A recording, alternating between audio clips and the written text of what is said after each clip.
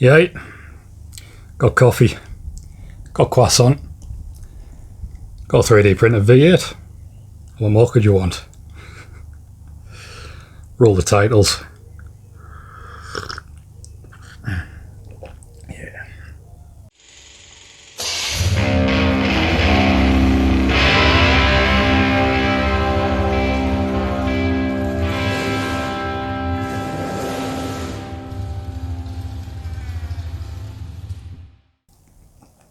A little bit more about the 3D printing project itself. So it was printed on the Lego Saturn in resin, obviously. I printed each half of the block in one print, so it was a 16-hour print for each side of the block, and it used just under 600 ml of resin, so quite hefty. So I think overall it's cost us about 80-ish quid in resin, give or take. Each of the cylinder heads was printed in one print. Managed to get everything on the build plate.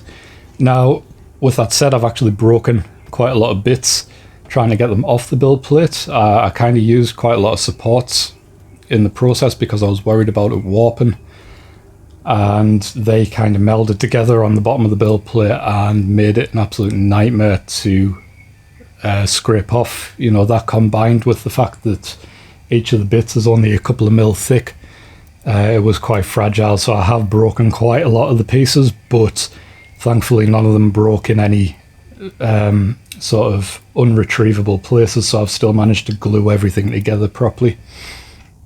I have made a few mistakes when I've glued this together, so there's a few bits sort of sticking out here and there where they shouldn't be. So for example, this cylinder head here is kind of sticking a bit far forward because I haven't lined everything up, but it doesn't matter, that's on the front of the motor, so I'll get away with that because I don't need the fitment for the front. I know that everything's going to fit there. It's more the back of the motor and the bottom half that I need to worry about, and the motor mounts.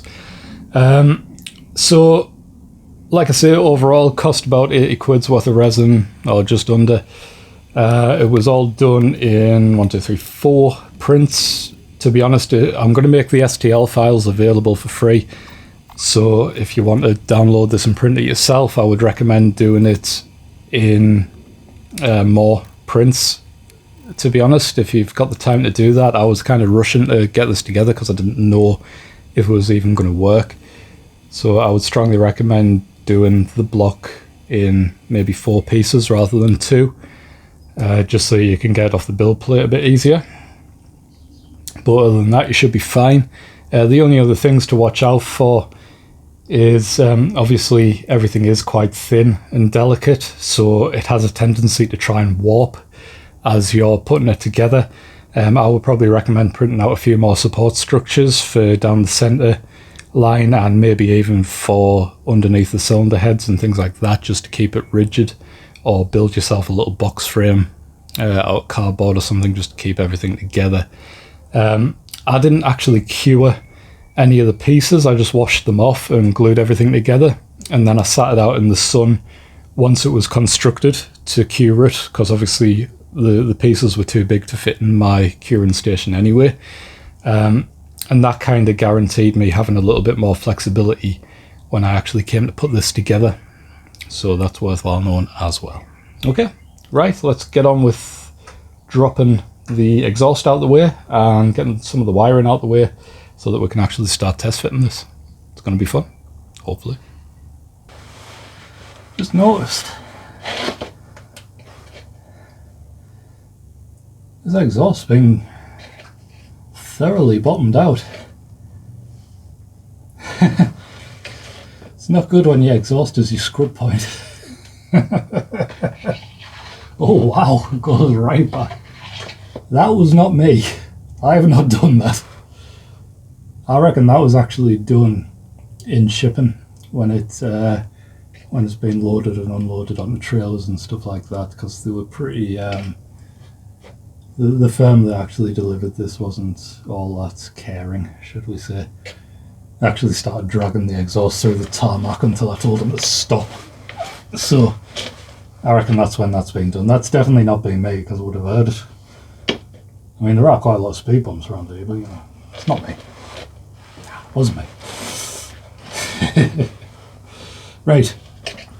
So, the problems we've got initially dropping the exhaust, everything's okay. This end we've got a couple of nuts on this fastener here to get loose. But then at the back, there's the same sort of fastener, but it bolts up into the trunk, and the trunk is full of junk. So I can't be asked to empty it, so I'm going to unbolt it at the muffler or the silencer, and just try and wangle the exhaust free from there. Either that, or I'm going to grind the hanger off, which is right next to the petrol tank, so that should be fun. Because I just can't be bothered to empty the trunk and get everything out of there. So yeah, let's get to it. Let's get this dropped. Let's get the Dakka on it.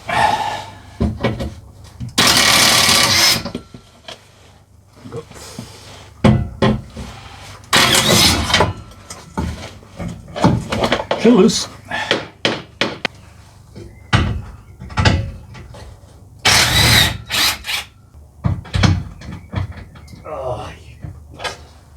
Always one. Always one. I'm just standing from the other end of the garage.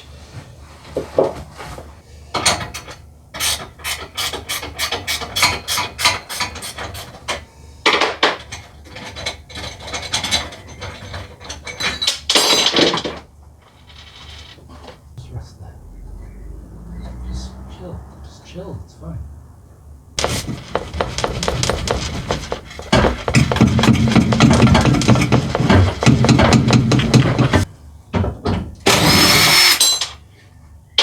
Didn't need to hold them on the other side after all.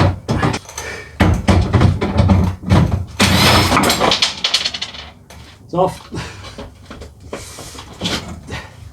The office. Good exercise this, you know. Probably going to bend my spine again. Working in a single garage.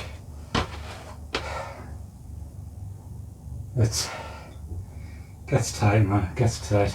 I mean, got a freaking rear end down there. An engine's in there. I've just moved the other engine out of the garage.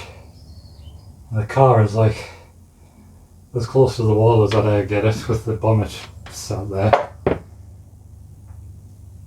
I mean, it adds some fun to it, but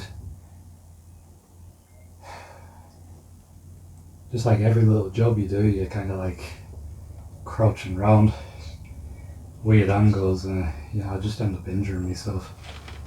So yeah, eventually double garage would be nice. You know, after I've finished this, and I don't need a double garage anymore. You know, when you make an exhaust, even if you're making a straight pipe, just think about the next guy that's got to take it off, right, and put it in a couple of parts at least. You know, just have a join. The join ain't gonna hurt if you use some paste, okay? This is one complete welded straight pipe, with the exception of the silencer or muffler that I put on when I got the car right at the back. So, to remove the exhaust, I'm essentially removing something that is the entire length of the car. And that is not easy, especially when the car's on axle stands, because I can't get it around the axle stands. So, I'm going to have to open the garage door up and take the exhaust out the front of the car. And then find somewhere magical for this thing to live. Otherwise, I'm just going to have to cut it up. I just didn't want to cut the exhaust up because I might be able to reuse it. So yeah, this is fun. Welcome to car life.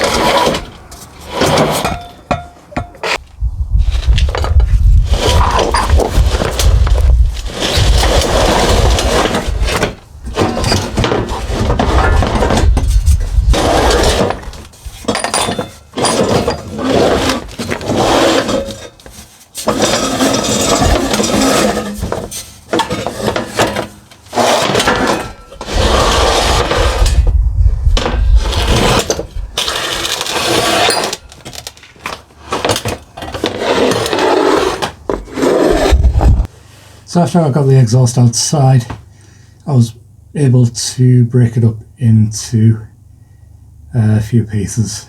There was a joint at the flex end down there, and there was obviously the silencer joint, so I broke it up into 3 sections, so I've been able to store it just. So yeah, that involved just whacking it off the ground until it came apart, which was fun, but now I'm tired. So I know that I need to drop the transmission, I just don't know whether I want to do it yet. Kind of just want a few small wins before I tackle the transmission, because that's going to be a bit of work in its own right. And when I tackle the transmission, I might as well drop the prop shaft as well, and I don't have the energy for that at the minute. I don't have the energy for the transmission, if I'm honest, so I think we're going to go for some small wins. So I'll just take the radiator out and just bits and pieces like that, I think.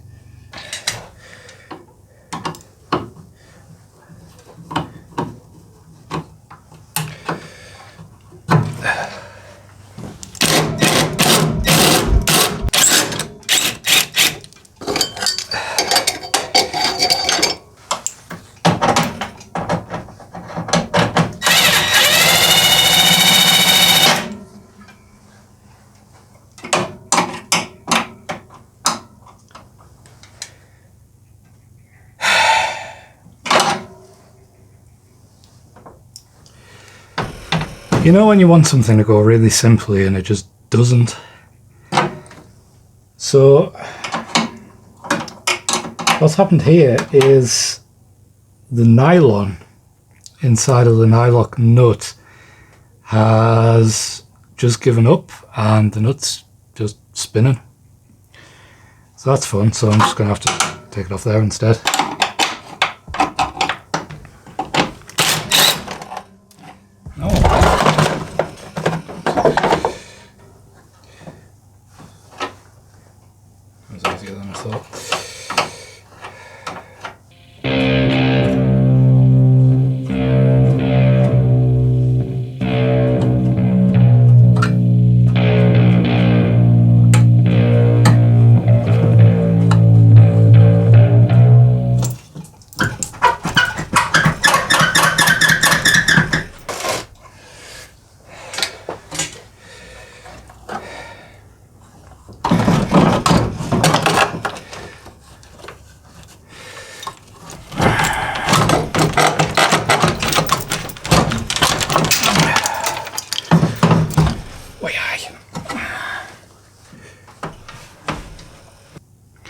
I'm going to watch the footage back and say whether I did that or not. I don't think I did, but I might have.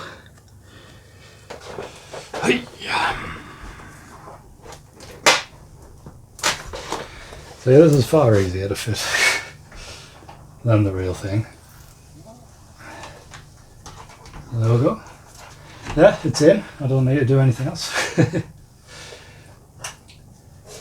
So obviously I appreciate I'm going to have to either 3D print a sump or just pull the actual sump off the motor and connect it to this so I can see where that's sitting in relation to the cross member. But this gives me enough sort of measurements to be able to work with, so I know that my engine mounts are sitting quite far forward. I'm probably going to take the motor back quite a ways anyway, so they might start lining up a bit better. I'm going to need to drop the transmission before we can do this properly, because the transmission that I've got is actually shorter than that one, so it will sit further back. So all this is going to go back. You can already see, even without this sat in its final resting place, that the headers are going to be a problem, especially with the ones that I've got on there.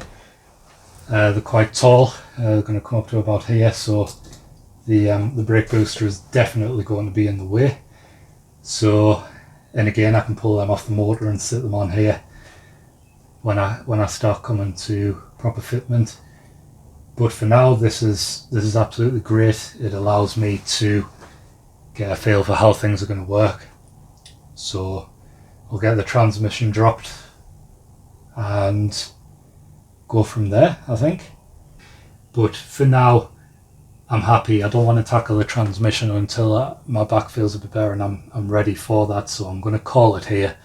So please like, subscribe, let me know what you think in the comments, especially about this, and I'll chuck the STL files for this in the description as well, so you can download and print if you need it. Okay folks, take care of yourselves, and I'll see you next time. Alright.